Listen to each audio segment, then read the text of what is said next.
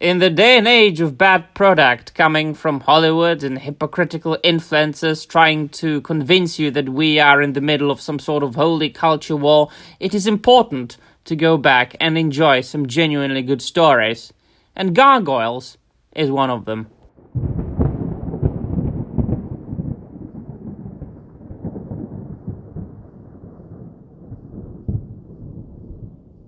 Hi everybody, and welcome to yet another video, and welcome my dear friends to yet another episode of the reviews of the good old stuff, as I like to call it very simply and very simplistically, because in the day and age of bad product after bad product after bad product coming from Hollywood and from the huge publishers, basically as far as every single medium goes, and also in the times of the holy culture war, quote-unquote, that is being led between the huge companies and influencers who think for some reason that they can win over Marvel, it is important to remember that there is a plethora of stories that we might want to rediscover or discover for ourselves if we have never seen it.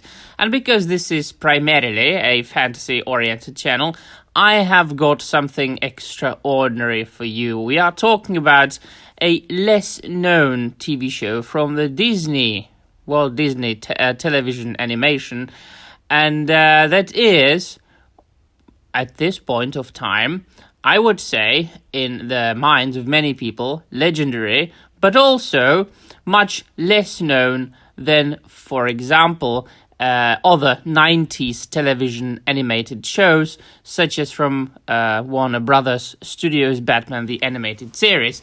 And it is interesting, because this show is, in its tone and in its atmosphere, very close to that Batman dark and gothic atmosphere. We are talking about Gargoyles, a story of, gargoyles, magical creatures who will turn to stone at day and will be magical living but good monsters during the night.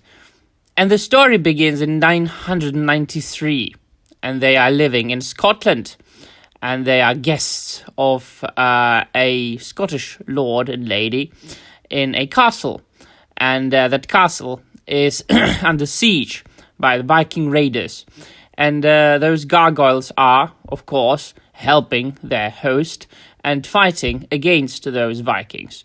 But as it happens, now there will be minor spoilers, but these are not really spoilers because this information really appears in each and every single annotation and summary of the story, even in the trailer. The castle is betrayed, and under all the circumstances, the gargoyles are turned into stone forever, seemingly, but the spell goes that the gargoyles will be turned to stone until the castle raises above the skies. And so 1,000 years go past, and a millionaire from the United States of America called Xanatos acquires the castle and brings it to New York City on the top of a skyscraper, and the gargoyles are awakened.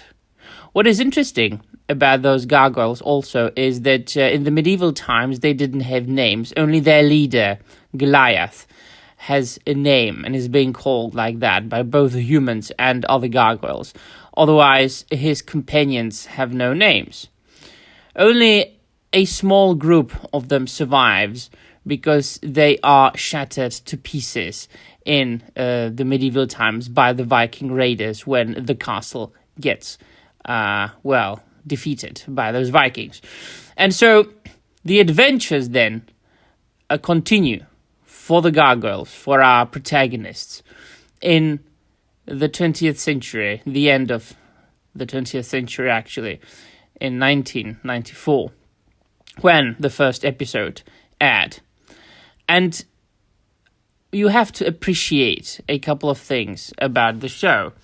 Firstly, it is a Disney show, and up until that time, Disney shows were very, and films, most of them, not all of them, For example, the Black Cauldron is an exception from the rule. Very bright, very sunny, very positive. Everybody thinks of Disney, old Disney animation, as being very uplifting, very bright and colorful. And this is a contrast to it. It is, of course, still, in a sense, very Disney-ish. The animation is very close to Disney animation, although, once again, it takes tremendous inspiration from Warner Brothers' Batman the Animated Series, both in the tone and the atmosphere, and the style of the animation. But also, there is this dark and grim aspect to it, to the story. The fact that the protagonist, Goliath, the leader of the Gargoyles, he himself gets betrayed. He loses basically his home because the 20th century is not the same as the 10th century. He loses most of his friends. He loses the trust for humans because, of course, the one who was the betrayer was a man, a human being. And also, seemingly, he loses his love. And then we will find out in the third episode that it's not really that he loses his love. So that is the one positive about his life as well. And we get to know more and more about Xanatos, the guy who brought the castle and the gargoyles to New York City in the 20th century on the top of a skyscraper. And we get to know that it's not just a historical curiosity. It's not what he really explained in the second episode, that he found the old tome of the sorcerer who lived in the castle and who cast the spell on the gargoyles that they will be sleeping for a long time. It's not just this curiosity. There is more behind all of this. There is more. He really had other reasons, maybe seemingly more sinister reasons. But all of this is up to you to discover if you've never seen the show. All of this is for you to rediscover if you haven't seen the show in a long time. Besides great visuals, fantastic soundtrack and main theme, intriguing story, funny characters, but also its originality as far as the tone and the atmosphere and the production of a Disney show. There are fantastic, extraordinary talents behind the voice cast of this particular TV show. I will mention two for all of three.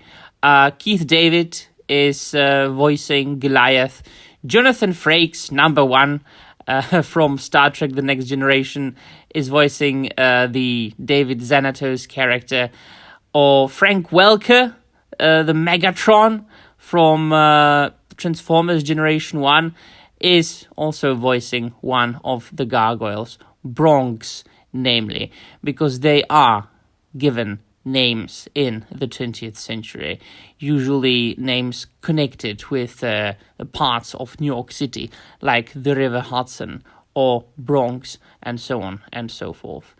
And so it is my recommendation that you try to forget from time to time the modern era and the bad product coming from Hollywood and all this culture war that all the influencers are trying to tell you they are waging, and that they need your support because Disney hates you and that we need to defeat them, and just go back and enjoy a genuinely good animated TV show. All right, then, let me know in the comments down below what you think, and that'll be all. Thank you very much for watching, and I'm out of here.